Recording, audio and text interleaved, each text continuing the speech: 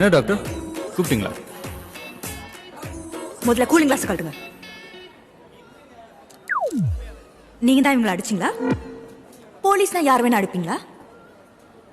ஒரு மனுஷனோட blood value என்னன்னு தெரியுமா சார்? எல்லாருக்கும் ஒரே குரூப் இருக்கிறது இல்ல. அப்படியே இருந்தாலும் அவன் நோயில்லாதவனா குடிக்காதவனா இருக்கணும்.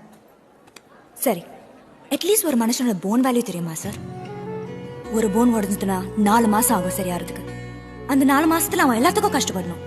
பாத்ரூம் போறதுக்கு, சாப்பிட்றதுக்கு, அவனை சுத்தி இருக்கிற எல்லாரும் அவனை குழந்தை மாதிரி பாத்துக்கணும். இதுவே ஒரு குழந்தைக்கு நடந்தா அந்த குழந்தைக்கு யாருமே இல்லைன்னா?